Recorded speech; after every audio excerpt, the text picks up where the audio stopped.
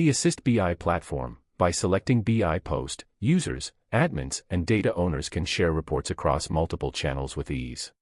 To simply do that, we need to click on the New button in the list view.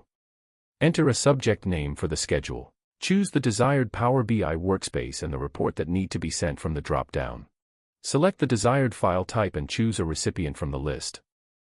Enter a message to be attached with the file if required. Select the desired timelines at which the report need to be delivered to the recipient. Finally, submit the scheduled report. With this, we have successfully shared the Power BI report over email to the recipient. Let us take a look at the recipient view of the report received on email. And just like this, BI Post allows you to schedule and deliver reports across multiple channels right on time.